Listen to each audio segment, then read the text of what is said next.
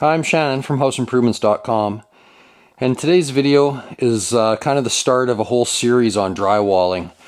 We're out here at the cabin build, and it's a perfect opportunity to do a whole entire series focused just on drywall. I know we have a lot of drywall information already, but it's just time to upload some new videos and get things a little bit updated. Not that anything's really changed, but you know, honestly, the first videos we ever did on this channel, the first two, were drywall related. So let's see, we started in 2010, and right now when I'm shooting this video, it's 2025. So, you know, we got 15 years. Those videos are 15 years old, so maybe time for a little update.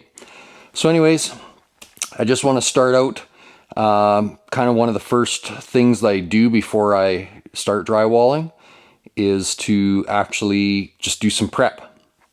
So we're in the bedroom here at the cabin, and for the prep work before drywall, kind of what I'd like to do is I want to look around. I want to inspect the vapor barrier, make sure there's been no punctures, make sure everything's got sealed up well, you know, checking around, you know, any windows, door openings, that sort of thing, make sure that all got sealed.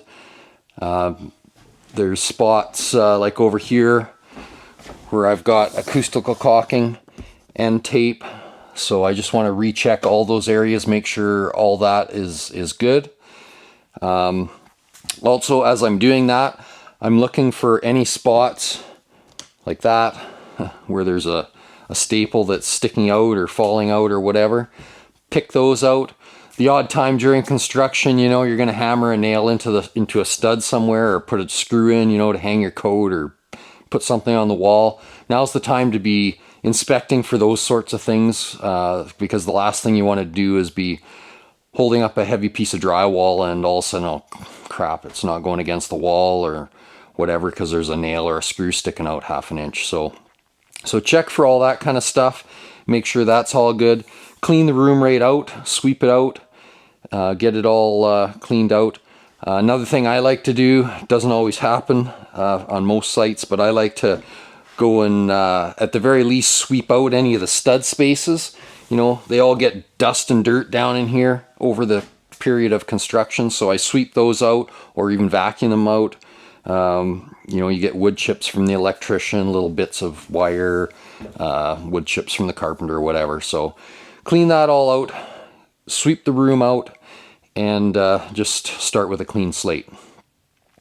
So now you've done all that, you've checked your vapor barrier, checked for nails and everything, and just have a general look around. Did you forget anything? Do you have blocking everywhere that you need it?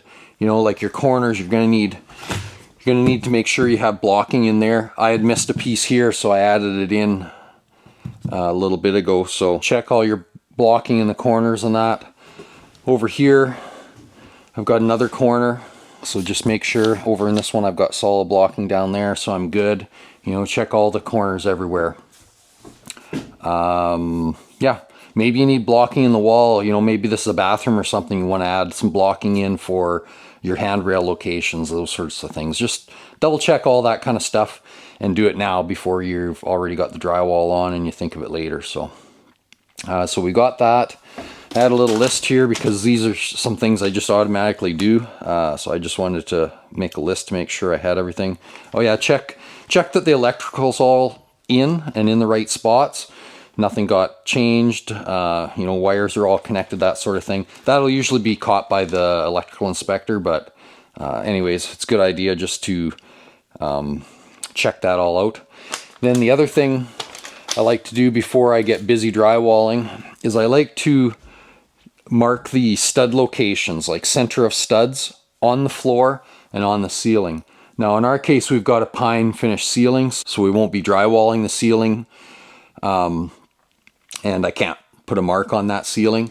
So in that case, what I normally do before I hang my top sheet is I will measure what my studs are starting from a corner or wherever the end of my sheet's going to be, and I'll just give a little tick mark on the top of the sheet just to indicate center of stud. And that's just going to help you line yourself up when you're installing the screws and all that sort of stuff. So I'd come down here to the floor, and I'm just looking for my full studs, and I'm putting a center mark.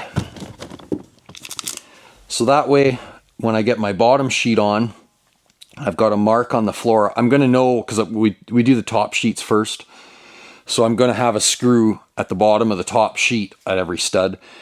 But it's nice when you're eyeballing up for screwing, when you do your bottom sheet, to know where the center of that stud is down below. Yeah, believe me, it helps even as a pro.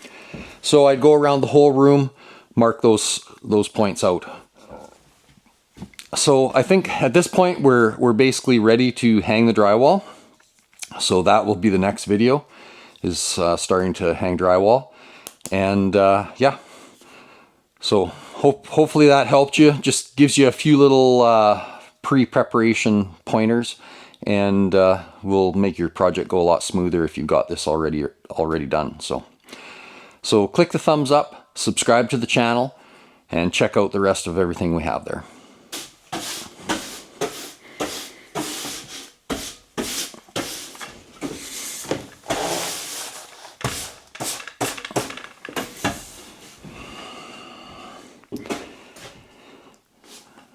Got it.